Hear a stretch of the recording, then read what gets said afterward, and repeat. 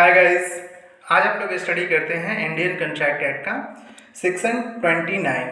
Section 29 बात करता है अनसर्टेनिटी की, अनिश्चितता की, यानी कि ऐसा कोई करार जो अनिश्चित है, जो अनसर्टेन है या फिर जिसे निश्चित नहीं किया जा सकता है, उसे सेक्शन 29 के तहत इंडियन कंट्रैक्ट एक्ट के वाइड डिक्लेयर किया गया है, शून्य घोषित किया गया है।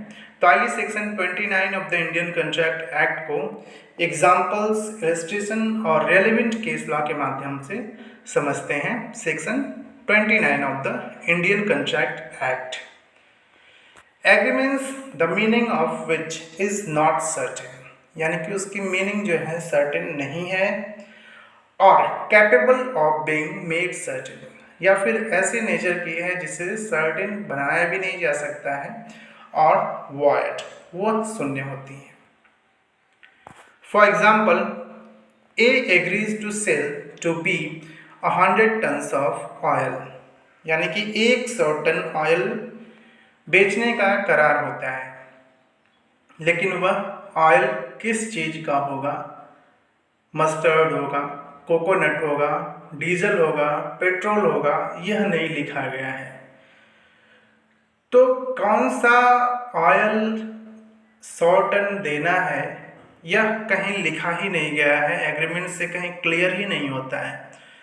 और वह बहुत सारे ऐसे वैरायटीज़ हैं उसके पास ऑयल की, जिसे वह खरीदा बेचा करता है, यानी कि बहुत सारे ऑयल्स की खरीद बिक्री वह करता है। और मात्र एग्रीमेंट यह होता है कि उसे 100 टन ऑयल चाहिए। तो पहले तो उसको क्लियर करना होगा कि कौन सा ऑयल चाहिए। यदि नहीं क्लियर करता है तो वह सेक्शन 29 में अनसर्टेनिटी में आ जाएगा, जिसका प्रभाव यह होगा कि वह शून्य हो जाएगा, वह वॉइड हो जाएगा। और वॉइड एग्रीमेंट का मतलब होता है कि ऐसा एग्रीमेंट जो बाय लॉ इन्फोर्सेबल नहीं होता है, विधि के द्वारा प्रवर्तनीय नहीं होता है।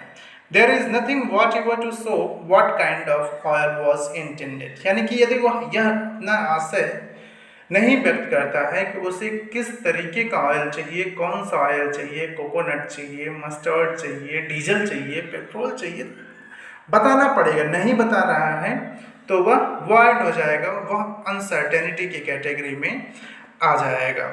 अब हम लोग देखते हैं section 29 of the Indian contract act. Legal provision देखते हैं अब कि section 29 of the Indian contract act में क्या लिखा है।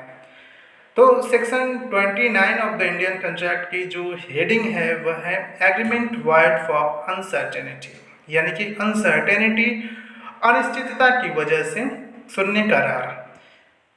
Agreements the meaning of which is not certain, यानी कि उसके अर्थ को निश्चित नहीं है, और not capable of being made certain, और ऐसा भी नहीं है कि उसे सर्टेन, उसे निश्चित बनाया जा सके।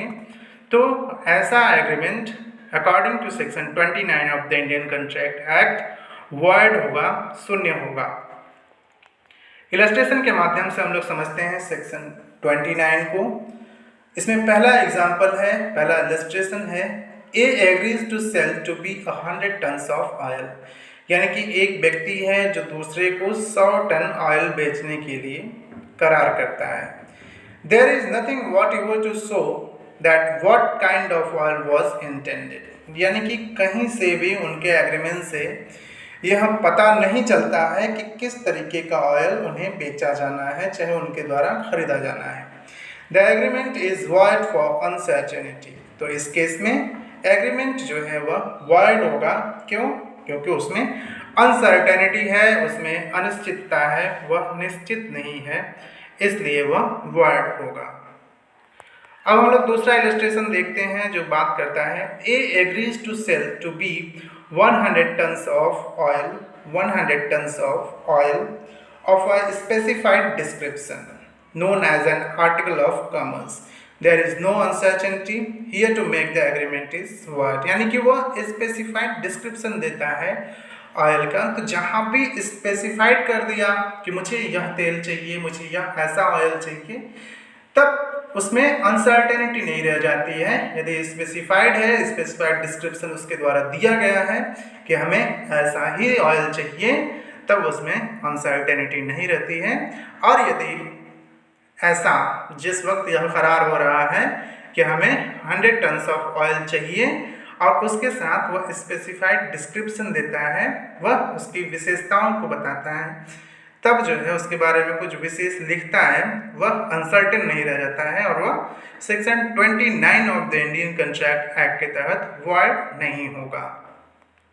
तीसरा इलस्ट्रेशन है A who is a dealer of coconut oil only, यानी कि एक व्यापारी है जो सिर्फ और सिर्फ कोकोनट ऑयल का, नारियल के तेल का व्यापार करता है।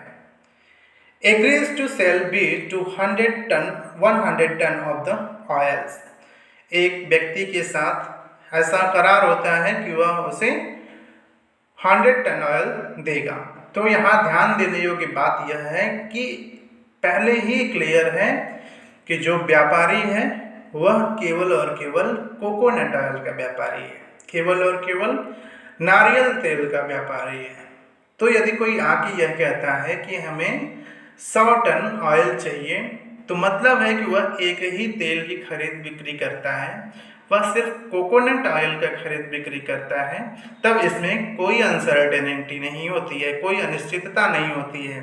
The nature of A trade offers an indication of the meaning of the word. तो कोई जाके नारियल तेल के व्यापारी से यह कहता है कि हमें 100 टन ऑयल चाहिए, तो क्लियर है कि उसे नारियल तेल का ही चाहिए 100 टन, इसलिए इसमें कोई अनसर्टेनिटी नहीं है।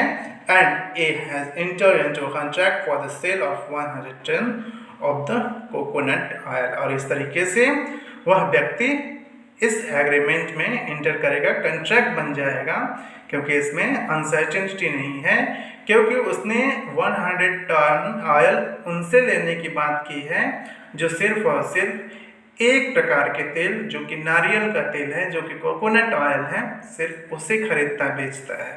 तो यहाँ कोई अनसर्टेनिटी नहीं रह जाती है, इसलिए यह कंट्रैक्ट होगा, वह इन्फोर्सिएबल होगा, प्रवर्तनीय होगा।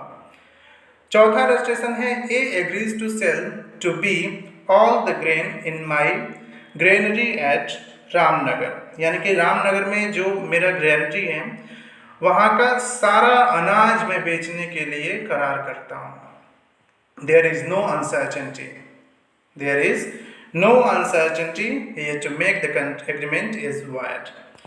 यानी कि एक व्यक्ति है जो यह सहमत होता है कि मेरे ग्रेनरी में जो रामनगर में स्थित है उसमें जितने भी अनाज हैं मैं बेचने के लिए सहमत हूँ, मैं खरीदने के लिए सहमत हूँ। तो इस इलस्ट्रेशन में भी कोई, इस दशा में भी कोई अनसर्टेनिटी, कोई अनिश्चितता नहीं है, इसलिए यह एग्रीमेंट भी इन्फोर्सिएबल होगा और कंट्रैक्ट का रूप लेगा। अगला इलस्ट्रेशन है A agrees to sell to B 1000 maunds of rice at a fixed price by C as the price is capable of being made certain, there is no uncertainty here to make the agreement is void। यानी कि एक व्यक्ति है जो यह करार करता है कि हम 1000 माउंस ऑफ राइस लेंगे, लेकिन उसकी कीमत सी के द्वारा, जो एक तीसरा व्यक्ति है, वह जितना निश्चित कर देगा, जितना कह देगा, उस हिसाब से हम 1000 माउंस ऑफ राइस लेंगे। तो चूंकि यहाँ तीसरे व्यक्ति को इंडिकेट किया गया है कि जैसा उनके द्वारा दाम निर्धारित कर दिया जाए, मैं उस रेट पर आपका इतना अनाज, इतना चावल लूँगा, तो चूंकि यह कैपेबल है कि इसे सर्टेन बनाया जा सकता है, इसलिए यह भी वॉइड नहीं होगा, यह इन्फोर्सिबल बाय लॉ होगा एग्रीमेंट और कंट्रैक्ट बनेगा।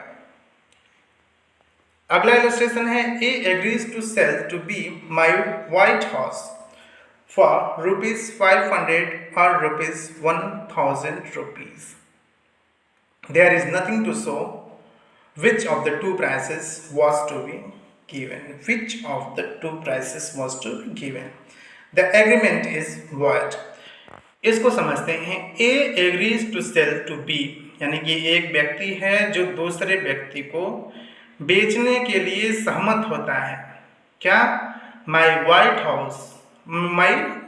हॉर्स, मेरा सफ़ेद घोड़ा, फॉर ₹500 यानी कि 500, और ₹1000 यानी कि मेरा घोड़ा वह बेचे, मतलब खरीदा है या तो 500 में या तो 1000 में। तो दो दाम बता रहा है, या तो उसके घोड़े का दाम 500 रुपया दे या तो उसके घोड़े का दाम 1000 रुपया दे।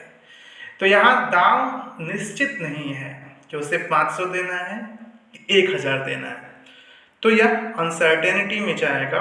और according to section 29 of the Indian contract act यह एग्रीमेंट वाइड होगा, क्योंकि घोड़े के दाम में सर्टेनिटी नहीं है, घोड़े के दाम में निश्चितता नहीं है कि उसे 500 देना है या 1000 देना है। एक केस लॉ हम लोग देख लेते हैं अनसर्टेनिटी के ऊपर। केस है गथिंग वर्सेस लिन का केस है। तो आइए देखते हैं इस केस में क्या हुआ था। In this case, a horse was bought for a certain price coupled with a price to give £5 more if the horse proved lucky. The agreement was held to be void for uncertainty. इसमें देखिए, इसमें एक घोड़े को एक आदमी खरीदता है, घोड़े का दाम दे देता है और उसके साथ एक प्रॉमिस यह भी करता है कि हम 5 पाउंड आपको अधिक देंगे। कब अधिक देंगे? जब यह घोड़ा मेरे लिए लकी साबित हो जाए, जब मेरा घोड़ा मेरे लिए भाग्यशाली साबित हो जाए, तब उस दशा में मैं 5 पाउंड अधिक दूंगा। तो पता ना घोड़ा लकी साबित हो या अनलकी साबित हो, भाग्यशाली हो या उसके लिए दुर्भाग्यशाली बने, तो यह अनसर्टेन है, इसलिए ऐसा एग्रीमेंट वॉइड है। गथिंग वर्सेस लिन का केस है। तो इसमें जब एक घोड़ा एक आदमी के द्वारा खरीदा जाता है, उसके दाम के साथ ऐसा प्रॉमिस किया जाता है कि यदि यह घोड़ा मेरे लिए लकी साबित होता है तब वह 5 पाउंड अधिक देगा। ऐसा एग्रीमेंट अनसर्टेन होने के कारण, अनिश्चित होने के कारण वाइड है, शून्य है। अब हम लोग समझ लेते हैं what is the distinction between illegal and void agreements, यानी कि अवैध करार और शून्य करार में क्या अंतर होता है। What is the difference between illegal and void agreements. तो आइए समझते हैं कि क्या अंतर होता है इलीगल एंड वॉइड एग्रीमेंट्स में।